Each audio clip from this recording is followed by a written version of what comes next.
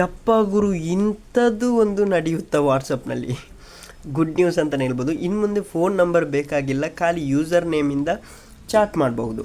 Phone number ಇಲ್ಲದೆ ವಾಟ್ಸಪ್ನಲ್ಲಿ chat ಮಾಡ್ಬೋದು ಅಂತ ಹೇಳಿದರೆ ನೀವು ನಂಬ್ತೀರಾ? ನಂಬಲೇಬೇಕು. ಆದ್ದರಿಂದ ಈ ವಿಡಿಯೋ ಸಂಪೂರ್ಣವಾಗಿ ನೋಡಿ. ಎಲ್ಲರಿಗೂ ಗಿರ್ಮಿ ಕನ್ನಡ TV ಯೂಟ್ಯೂಬ್ ಚಾನಲ್ಗೆ ಸ್ವಾಗತ ಸುಸ್ವಾಗತ ಅಂತ ಹೇಳ್ತಾ ವಿಡಿಯೋ ಶುರು ಮಾಡೋಕ್ಕಿಂತ ಮೊದಲು ಯಾರೆಲ್ಲ ನಮ್ಮ ಯೂಟ್ಯೂಬ್ ಚಾನಲ್ ಮೊದಲು ನೋಡ್ತಿದ್ರಿ ಅವರೆಲ್ಲ ಸಬ್ಸ್ಕ್ರೈಬ್ ಮಾಡ್ಕೊಳ್ಳಿ, ಮತ್ತು ಅಲ್ಲೇ ಪಕ್ಕದಲ್ಲಿರೋ ಬೆಲ್ಲೈಕನ್ ಪ್ರೆಸ್ ಮಾಡಿ. ಟೆಲಿಗ್ರಾಮ್, ಟ್ವಿಟರ್ ಸೇರಿ ಹಲವು ಸೋಷಿಯಲ್ ಮೀಡಿಯಾಗಳಲ್ಲಿ ಮಾದರಿಯಲ್ಲಿ ವಾಟ್ಸಪ್ ಕೂಡ ಬಳಕೆದಾರರ ಖಾಸಗಿತನ ಕಾಪಾಡಲು ಮೊಬೈಲ್ ನಂಬರ್ ಬದಲು ಯೂಸರ್ ನೇಮ್ ಮೂಲಕ ಸಂವಹನ ನಡೆಸುವ ಆಯ್ಕೆ ಪರಿಚಯಿಸಿದೆ. ಇತ್ತೀಚಿನ ದಿನಗಳಲ್ಲಿ ಸೈಬರ್ ಪ್ರಕರಣಗಳು ಹೆಚ್ಚುತ್ತಿದೆ. ವಾಟ್ಸಪ್ ಮೂಲಕ ವೈಯಕ್ತಿಕ ನಂಬರ್ ಸಂಗ್ರಹಿಸಿ ವಂಚಿಸುವ ಜಾಲ ಪ್ರಕ್ರಿಯೆಯಾಗಿದೆ. ಹೀಗಾಗಿ ಮೇಟಾ ಇದೀಗ ಒಂದು ಮಹತ್ವದ ಹೆಜ್ಜೆ ಇಟ್ಟಿದೆ.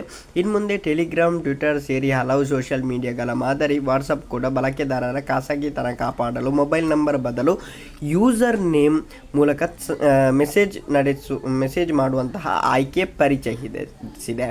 ಈ ಮೂಲಕ ಬಳಕೆದಾರರು ಇನ್ನೊಬ್ಬರ ಜೊತೆ ಅವರು ಮೊಬೈಲ್ ನಂಬರ್ ಬಹಿರಂಗಪಡಿಸದೆ ಕೇವಲ ಬಳಕೆದಾರರ ಹೆಸರಿನಷ್ಟೇ ಚಾಟ್ ಮಾಡಬಹುದು. ಈ ಸೌಲಭ್ಯವು ತನ್ನ 300 ಕೋಟಿ ಬಳಕೆದಾರರಿಗೆ ತಮ್ಮನ್ನು ಯಾರು ಸಂಪರ್ಕ ಮಾಡಬೇಕು, ಯಾರು ಸಂಪರ್ಕಿಸಬಾರದು ಎಂಬುದು ನಿರ್ಧರಿಸುವ ಅಧಿಕಾರ ನೀಡುತ್ತದೆ ಎಂದು ವಾಟ್ಸಪ್ ಹೇಳಿಕೊಂಡಿದೆ.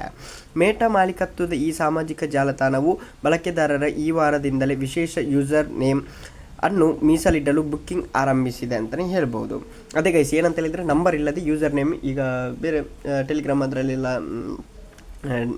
ಟ್ವಿಟರ್ ಅದರಲ್ಲೆಲ್ಲ ಯೂಸರ್ ನೇಮ್ ಇರ್ತದಲ್ಲ, ಅದೇ ರೀತಿ ನೀವು ಮಾಡ್ಬೋದು. ನೆಕ್ಸ್ಟ್ ಲೆವೆಲ್ ಅಂತಲೇ ಹೇಳ್ಬೋದು ಗೈಸ್. ನನಗಂತೂ ಖುಷಿ ಆಯಿತು. ನಿಮಗೆ ಹೇಗೆ ಅನಿಸ್ತಂತ ಕಮೆಂಟ್ ಮಾಡಿ. ಬೇರೆ ಸಂಪೂರ್ಣ ಮಾಹಿತಿ ಹೇಗೆ ಯೂಸರ್ ನೇಮ್ ಅದೆಲ್ಲ ಬೇರೆ ಇದರಲ್ಲಿ ಇರ್ಬೋದು, ನೋಡಿ. Thank you, bye.